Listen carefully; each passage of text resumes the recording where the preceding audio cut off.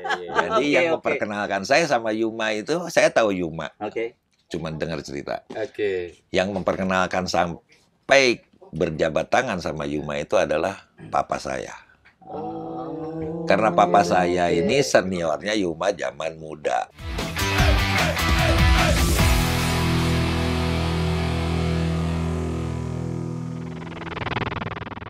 Halo sob, ketemu lagi di Rio Channel. Kali ini gue Kang Ajat sama Ferry.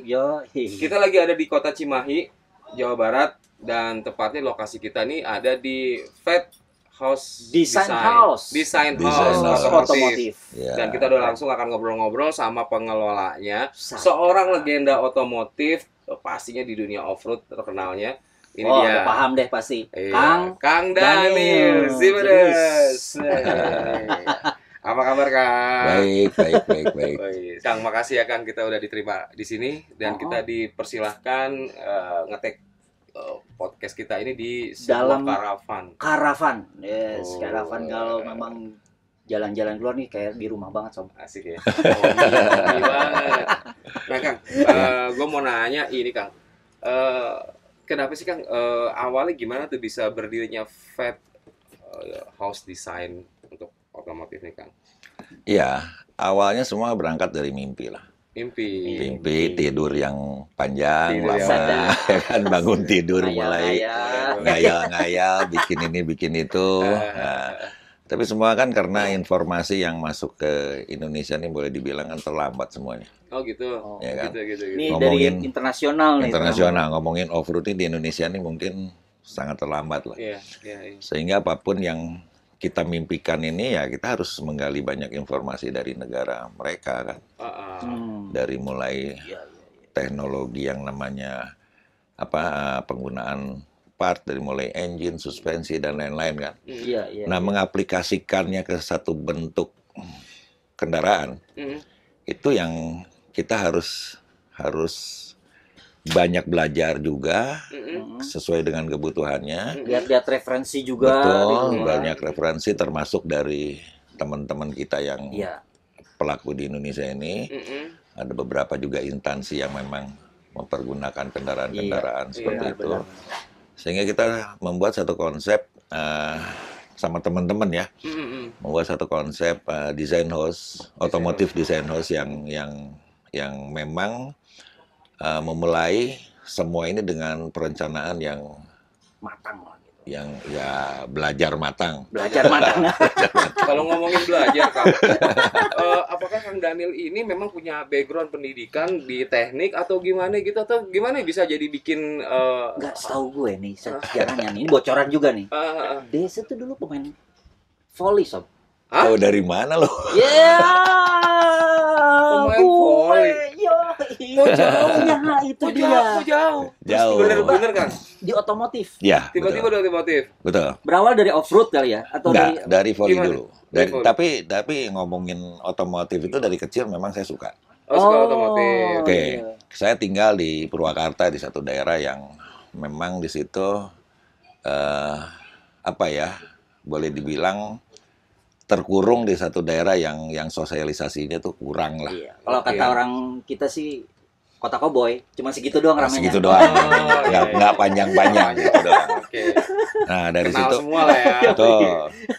Dari situ ada satu olahraga yang memang mulai dari sekolah itu main volley. Main volley, kita coba main volley.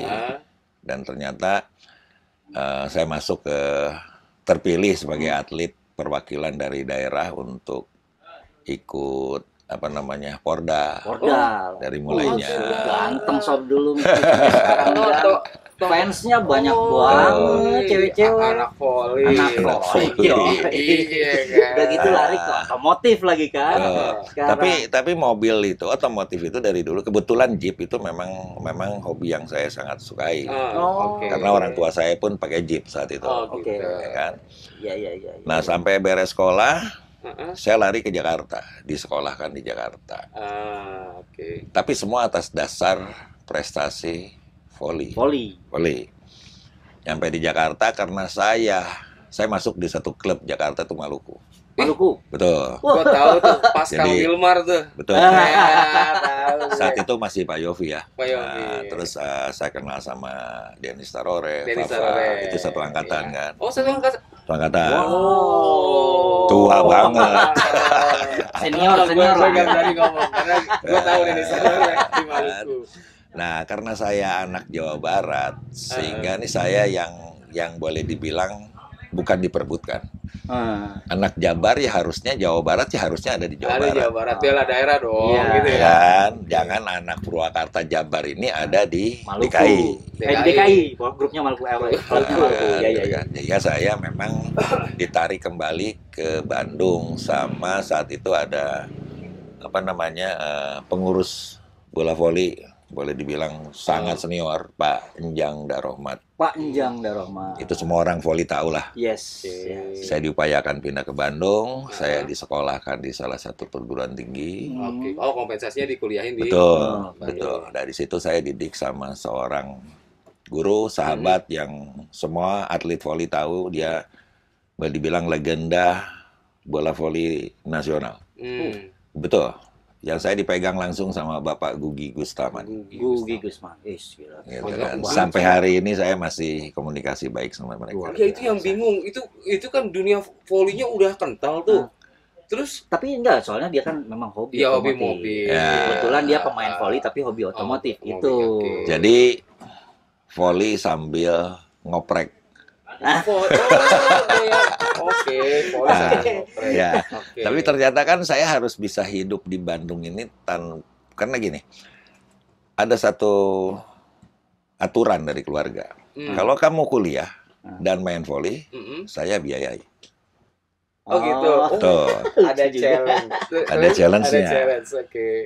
Karena saya berpikir ini nggak bisa kayak gini nih. Saya memaksakan saya hobi voli, tapi bukan mimpi jadi hidup dari voli. Kan gitu kan. Nah, saya harus menentukan karena mungkin sudah dewasa dan hidup sendiri di Bandung, saya menentukan saya harus bagaimana ini. Ujungnya saya main mobil diam-diam. Awal pertama kali mobil apa yang saya beli satu pickup mobil Australia. Mobil Australia? Itu Holden.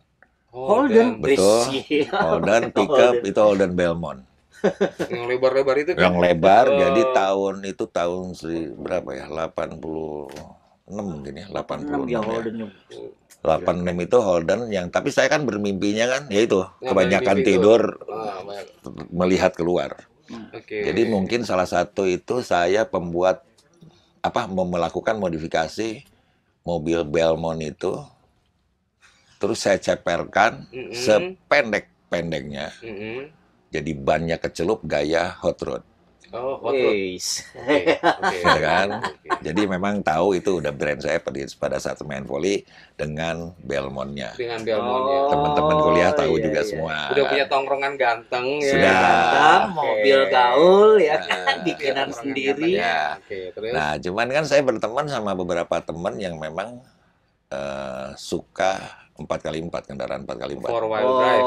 Ya. Teman-temannya banyak kan pemain 4x4. Betul, ada Pak Kang Dadai dari American Jeep Bandung, ya kan, ada Pak Opik, ya kan. Yes. Nah, itu yang meracuni saya bagaimana bisa meracuni. bahwa aspal sama tanah itu beda jauh. Aspal sama tanah beda jauh. Oke. Ya kan? Oke. Jadi Belmont sama tanah itu beda jauh. Beda jauh. Saya coba pindah, saya beli CJ7. CJ7. Ya kan? Isi Belmontnya kemana nih? Jual lah. Ganti CJ7. Kebetulan ada yang mau. Saya jual, saya ganti Jeep pertama CJ. Itu sama om saya, Pak. Tahun berapa tuh, Kang? CJ-nya 8. Ya, maksudnya belinya. CJ-nya tuh. Tahun berapa tuh CJ? Lupa ya tahunnya. Pokoknya 80-an juga. 80-an. Pokoknya hidupnya mobil ke mobil aja. CJ-nya CJ apa tuh, Kang? Saya CJ pertama saya pakai punya om saya, CJ7. Udah gitu saya beli CJ yang limited yang punya BKKBN. CJ BKKBN. Oh iya. Kok bisa dibeli? Ya maksudnya Dem-Deman. Oke. Nah, itu nama mobilnya juga bukan CJ di situ, masih Universal Jeep. Universal Jeep. Ya kan, padahal mobilnya sudah CJ7 kan gitu. Nah, udah gitu saya coba ganti Toyota, bergaul. Apa ini hardtop nih maksudnya? Ya, Toyota. SJ. Nah, bergaul begitu. Terus saya dapat satu kendaraan Q5, Chevrolet Q5 Blazer. Udah main CV juga ya? Udah. Kebetulan dapat itu tuh. Dapat itu. Purwakarta, V8, Sierra Blazer, atapnya bisa dilepas. Sierra Blazer, oke, tahu. Nah, ujungnya karena saya banyak main mobil, mungkin papa saya nyerah juga. Akhirnya ya udah deh nggak apa-apa, terserah lu deh. Dan kuliah itu tahun 89 ya. Kuliah rapi nggak? Nggak juga. Racun tuh. Orang gua kuliah, lu bisa bilang begini, ujian macam apapun, saya punya dispensasi. Karena atlet, semua selesai. Kan. Tapi sukses di sini. Tapi di sini dia sukses loh. Nah, jadi dari situ saya mulai nunjukin ke bokap bahwa saya bisa berdiri tanpa harus bantuan orang tua. Nice. Iya, betul. Walaupun jadi calo Jeep, jual beli jadi mobil. calo Jeep awalnya. Tapi ini inspiring banget. Ini dia. Ini menginspirasi banget. Walaupun yang nggak kuliahnya kita simpan dulu ya ceritanya ya. Nggak apa-apa maksudnya. Tapi dia sudah fokus ke sesuatu yang memang dia sukai. Ninggalin satu mimpi buat ngeraih mimpi yang dia mau. Begitu kira-kira. Iya. Jadi ngetopnya jangan cuma main volley. Ya kan? Terus sekarang dia dikenalkan sama semua pelaku otomotif, siapa nggak kenal Kang Daniel. Kalau di perjalanan ini membangun Facebook pertama kali sama siapa tuh, Bang? Di partnernya siapa dulu awal? Sama teman-teman. Jadi tiba-tiba, gue bikin Facebook aja deh, kan gitu. Ya. Gitu loh. Jadi gini, sebelum saya mengarah ke yang lebih serius ini masih ada satu cerita yang memang nggak bisa lepas. Nggak bisa lepas dari sosok orang itu. Jadi begitu tadi saya bilang bapak saya mengerti saya memang sudah bidangnya di sana. Jadi ternyata papa saya ini ajak saya ke Jakarta.